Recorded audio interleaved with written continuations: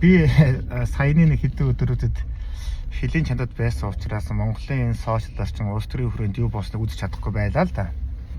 Тэгээ сая ирж үзээд яасан чинь нэг бөөнд үлэн болцсон байна. Баялагын сангийнхаа 34% авахаар боллоо. Нөгөө миний нөгөө урд нэвтрүүлгээ гарч ирсэн нөгөө баруун нарангийн орд, нөгөө ухаан удгийн орд, тэгээд бүр их олон жилийн турш нэвтрүүлэг хийж хүргэсэн Ачид ихтийн ордын 34%-ийг одоо ингээ авахаар боллоо гэдэг тийм мэдээ гарсан байна. Болж энэ мэдээлэл гарахын өмнөх нь бас энэ засгийн газрын хэрэглэх газрын дарга Бямцогт ер нь надад хандаж хэлсэн юм шиг одоо миний өмнө хийжсэн рилүүдийг ягаад ингээ худал мэдээлэл тараасных нь хариуд би ингэж мэдээлэл хийж байна. Энэ 34% авах ажиллагаа бол амжилттай явж байгаа. Бямцогт бол жижигдээгүй бариагүй гэд нэг юм бас ярьсан байна. Тэрийг нь олж үзлээ.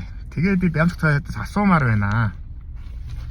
За бүр хамгийн сүүлд би бүр Эрдэнэт үйлдвэр очихдоо бүр авсан жижиг ярьцгаа бай тавьж асуумаар байна. Та энэ баялагын 34%-ийг авахтаа Эрдэнэт үйлдвэртээ ямар төгсөл тохирсон бэ? Одоо яг миний одоо энэ үзүүлэх энэ бичлэгт гарах энэ нөхцөлийг арай зөвшөөрчихсөн юм биш үстэй. 34% авъя, хувьцаагаа шилжүүлж авъя гэдэг асуудал яригадаад өндөр авч ирсэн боловч одоо ингээ нам хүн болчлоо. Энэ асуудал одоо ямар шатанд явж байгаа вэ? За өнөөдрийн байдлаар 2025 оны 8 сарын 21-ний өдөр өдрийн 72 дугаар захирамж ерөнхий сайдын захирамжаар засгийн газрын хэрэг дарга Бямцогтоор ахлуулсан ажлын хэсэг ажиллаж байгаа юм дээр. Ер нь бол нөгөө өмнө ч гэсэн ярьдаг штэ тий 34% өгье гэдэг санал илэрхийлсэн байдаг. Гэхдээ буцаад нөгөө болцолтой байдаг. Тэгээ тэр болцлол тавьдаг. Тэр болцол нь юу вэ? За тэр болцол нь 20 жилийн хугацаанд бид үйл ажиллагаа явуулах хүдэрээр хангах үн тээвэрлэлтийг үн төлбөргүйгээр тээвэрлж өгөх гэдэг ийм нөхцөл байдаг.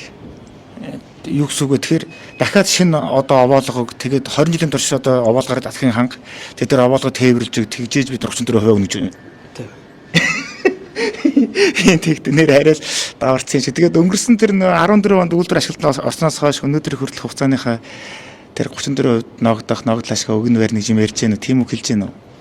Энийг бол өнгөрсөн хугацааны ямиг ярмааргүй ирээдүйд яаж ажиллах талаараа ярилцсан л гэдэг нэм байр суурийг илэрхийлдэг. За хэрвээ та энэ аимшигтай нөхцөлийг зөвшөөрөөд цагаанаас дээр Ачид ихтийн 34%-ийг авч байгаа бол би үзгээр шууд салаач л үгүй шүү. Ийм хийцэл гэж байдаггүй байхгүй юу? Наад Ачид ихт компани чинь Эрдэнэт үйлдвэрийн тэр 4-р овоолго дээр эзэн суугаад 170,000 тонн катодын дэс дээр эзэн суугаад 2014 оны 10 сарын 20-ноос